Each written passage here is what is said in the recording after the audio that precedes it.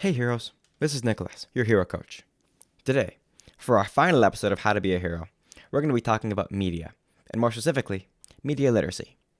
Media literacy is a tremendously important skill, and unfortunately, not enough of us have it. So what is media literacy, I hear you ask?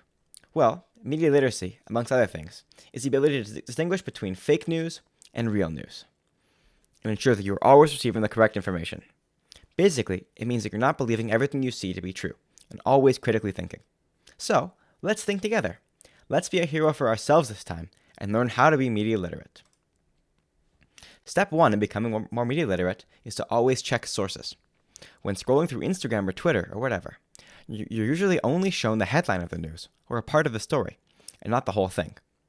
Be aware of this. Whenever you read something interesting or thought-provoking, you should always try and find the full story, whether that be through finding the full article, or watching the full video, or both.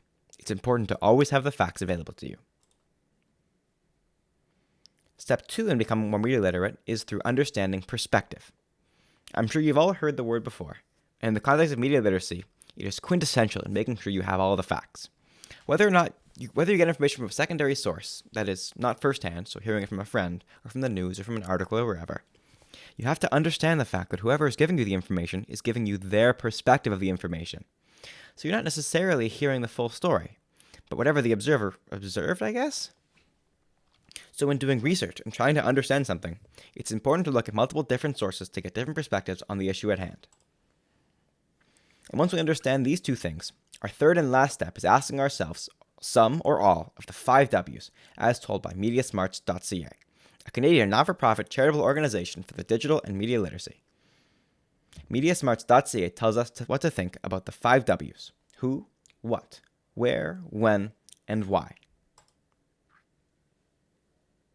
What types of fake news and information should I be looking out for?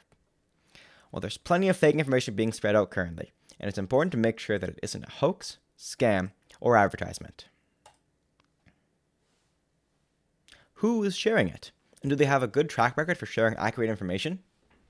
Make sure to always check who is sharing something, and if it's from a trustworthy source, then odds are it's probably good. If there isn't a source wherever you find the content, make sure to find one, and never assume that wherever you found the content is the original source. Mediasmarts.ca tells us that once you find the source, make sure to actually ensure they are a valid source. For instance, if it claims to be from a newspaper, make sure it's an actual newspaper.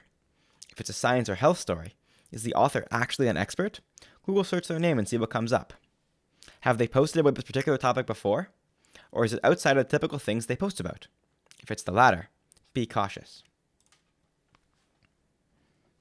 Why is it being shared? Is it maybe trying to scare you, make you laugh, angry? Does it use emotionally loaded words or images to invoke a reaction in you? Mediasmarts.ca tells us to be aware of stories that we may want to believe, and that fake news stories sometimes prey on this and target us with stories we want to believe, and therefore will share, even if they aren't necessarily true. When did it start spreading? Mediasmarts.ca tells us that a lot of things get spread more than once, and one great example of this are the photos of floods that get posted every time there's a big storm. You can use a reverse image search to see when and where it was previously posted. Another thing to check out is how long the original poster's account has existed.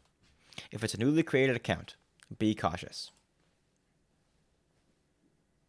Where else can I find if something is real? In this section, Mediasmarts.ca is going over everything that has been mentioned before, basically telling us to use reverse image searches to find the original source. One great service is www.tni.com, and will be linked in the description. Another great site is www.snopes.com, which is a hoax-busting site and helps determine whether or not something shared on the internet is true or false. And finally, for more information on the topic, check out the Columbia Journalism Review's guide on what legitimate news looks like at the link in the description.